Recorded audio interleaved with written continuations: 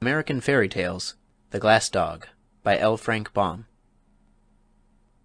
An accomplished wizard once lived on the top floor of a tenement house, and passed his time in thoughtful study and studious thought.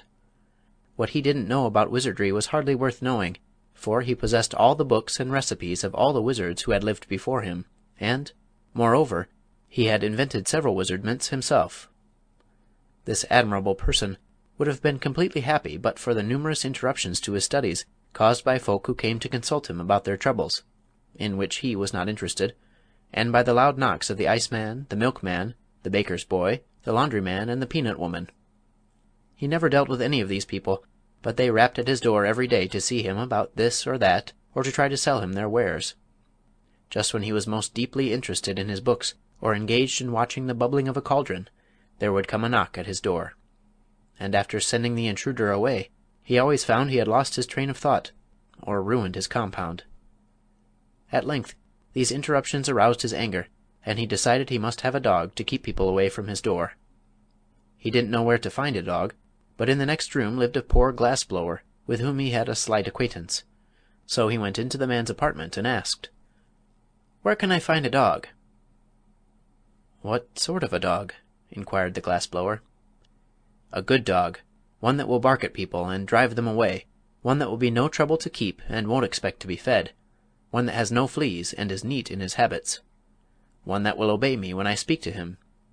In short, a good dog," said the wizard. "Such a dog is hard to find," returned the glassblower, who was busy making a blue glass flower pot, with a pink glass rosebush in it, having green glass leaves and yellow glass roses. The wizard watched him thoughtfully. "Why cannot you blow me a dog out of glass?" he asked presently. "I can," declared the glassblower, "but it would not bark at people, you know." "Oh, I'll fix that easily enough," replied the other. "If I could not make a glass dog bark, I would be a mighty poor wizard." "Very well. If you can use a glass dog, I'll be pleased to blow one for you. Only you must pay for my work." "Certainly," agreed the wizard. "But I have none of that horrid stuff you call money. You must take some of my wares in exchange." The glassblower considered the matter for a moment. "Could you give me something to cure my rheumatism?" he asked. "Oh, yes, easily." "Then it's a bargain. I'll start the dog at once.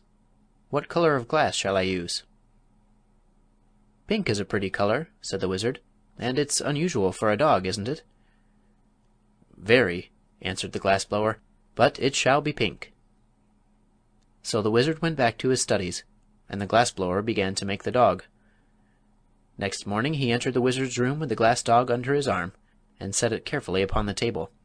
It was a beautiful pink in color, with a fine coat of spun glass, and about its neck was twisted a blue glass ribbon. Its eyes were specks of black glass, and sparkled intelligently, as do many of the glass eyes worn by men. The wizard expressed himself pleased with the glassblower's skill, and at once handed him a small vial. "This will cure your rheumatism," he said.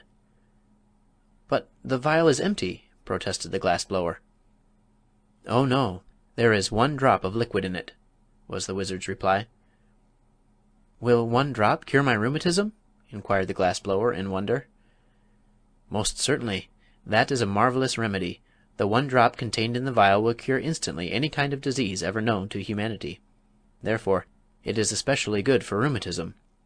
But guard it well, for it is the only drop of its kind in the world, and I've forgotten the recipe."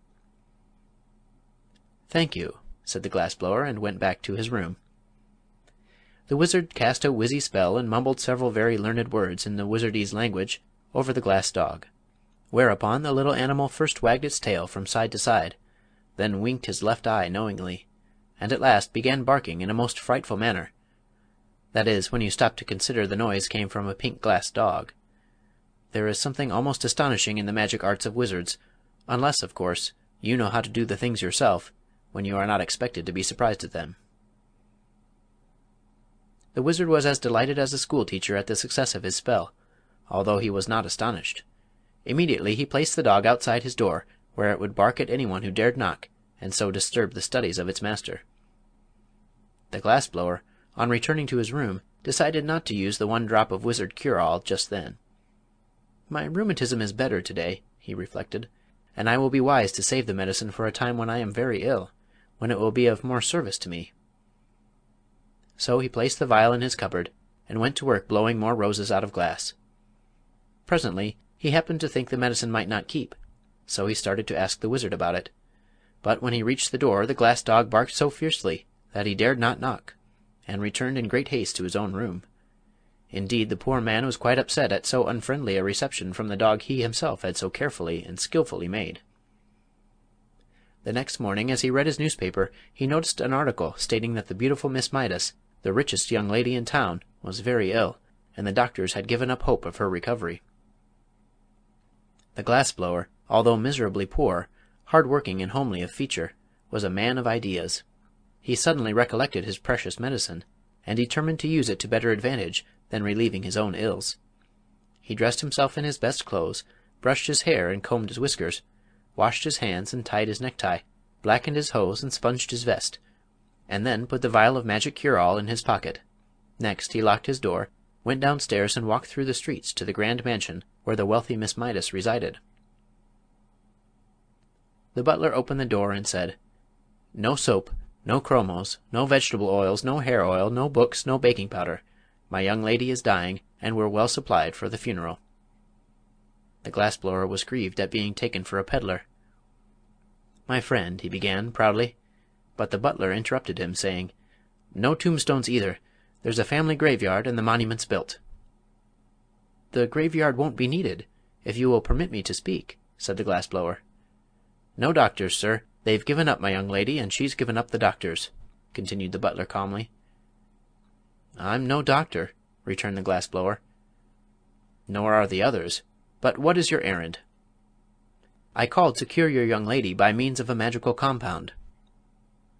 "Step in, please, and take a seat in the hall. I'll speak to the housekeeper," said the butler more politely. So he spoke to the housekeeper, and the housekeeper mentioned the matter to the steward, and the steward consulted the chef, and the chef kissed the lady's maid and sent her to see the stranger. Thus are the very wealthy hedged around with ceremony, even when dying.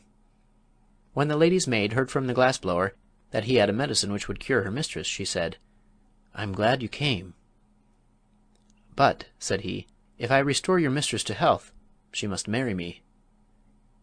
"I'll make inquiries, and see if she's willing," answered the maid, and went at once to consult Miss Midas. The young lady did not hesitate an instant. "I'd marry any old thing rather than die," she cried. "Bring him here at once." So the glass-blower came, poured the magic drop into a little water, gave it to the patient, and the next minute Miss Midas was as well as she had ever been in her life. "Dear me!" she exclaimed, "I've an engagement at the Fritters' reception tonight. Bring my pearl-colored silk, Marie, and I will begin my toilet at once. And don't forget to cancel the order for the funeral flowers and your morning gown." "But, Miss Midas," remonstrated the glass-blower, who stood by, "you promised to marry me if I cured you." "I know," said the young lady, "but we must have time to make proper announcement in the society papers, and have the wedding cards engraved. Call tomorrow, and we'll talk it over." The glass-blower had not impressed her favorably as a husband, and she was glad to find an excuse for getting rid of him for a time. And she did not want to miss the Fritters' reception. Yet the man went home filled with joy, for he thought his stratagem had succeeded, and he was about to marry a rich wife, who would keep him in luxury forever afterward. The first thing he did on reaching his room was to smash his glass-blowing tools and throw them out of the window. He then sat down to figure out ways of spending his wife's money. The following day he called upon Miss Midas, who was reading a novel and eating chocolate creams as happily as if she had never been ill in her life. "Where did you get the magic compound that cured me?" she asked. "From a learned wizard," said he, and then, thinking it would interest her, he told how he had made the glass dog for the wizard, and how it barked and kept everybody from bothering him. "How delightful!" she said. "I've always wanted a glass dog that could bark." "But there is only one in the world," he answered, "and it belongs to the wizard." "You must buy it for me," said the lady. "The wizard cares nothing for money," replied the glass-blower. "Then you must steal it for me," she retorted. "I can never live happily another day unless I have a glass dog that can bark."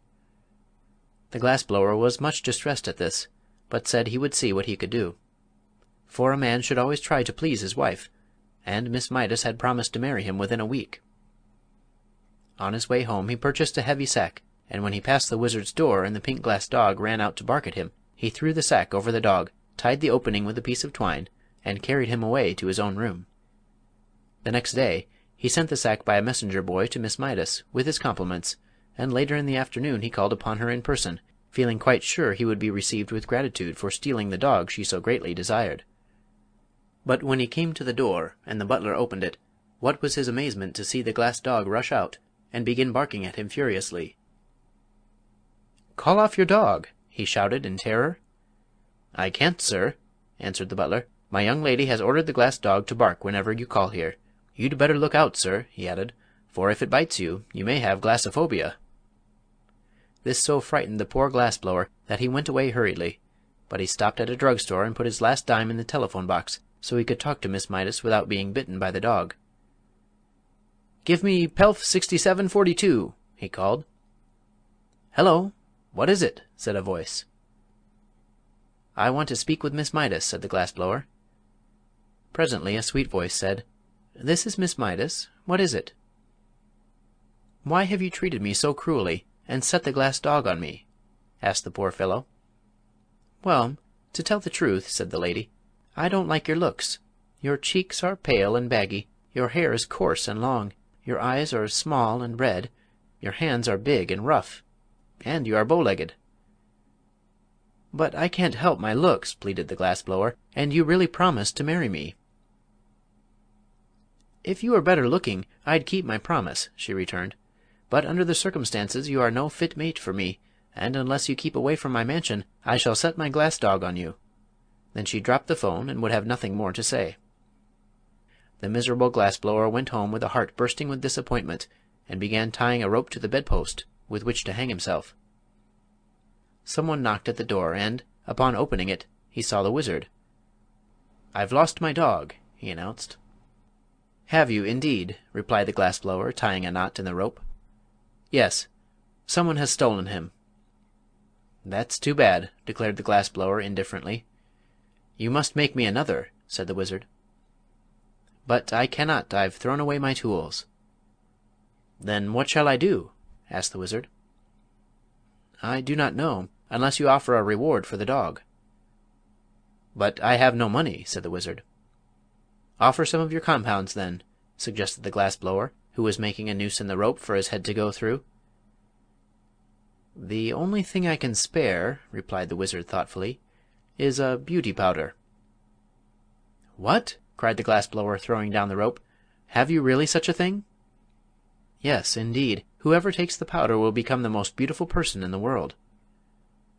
"If you will offer that as a reward," said the glass-blower eagerly, "I'll try to find the dog for you, for above everything else I long to be beautiful." "But I warn you, the beauty will only be skin-deep," said the wizard. "That's all right," replied the happy glass-blower. "When I lose my skin I shan't care to remain beautiful." "Then tell me where to find my dog, and you shall have the powder," promised the wizard. So the glass-blower went out and pretended to search, and by he returned and said, "I've discovered the dog. You will find him in the mansion of Miss Mydas." The wizard went at once to see if this were true, and sure enough the glass dog ran out and began barking at him. Then the wizard spread out his hands and chanted a magic spell, which sent the dog fast asleep, when he picked him up and carried him to his own room on the top floor of the tenement house. Afterward he carried the beauty powder to the glass-blower as a reward, and the fellow immediately swallowed it, and became the most beautiful man in the world. The next time he called upon Miss Mydas there was no dog to bark at him, and when the young lady saw him she fell in love with his beauty at once. "If only you were a count or a prince," she sighed, "I'd willingly marry you." "But I am a prince," he said, "the Prince of Dog-blowers." "Ah," said she, "then if you are willing to accept an allowance of $4 a week, I'll order the wedding cards engraved." The man hesitated, but when he thought of the rope hanging from his bedpost he consented to the terms. So they were married, and the bride was very jealous of her husband's beauty, and led him a dog's life. So he managed to get into debt, and made her miserable in turn. As for the glass dog, the wizard set him barking again by means of his wizardness, and put him outside his door. I suppose he is there yet, and am rather sorry, for I should like to consult the Wizard about the moral to this story. End of The Glass Dog, by L. Frank Baum.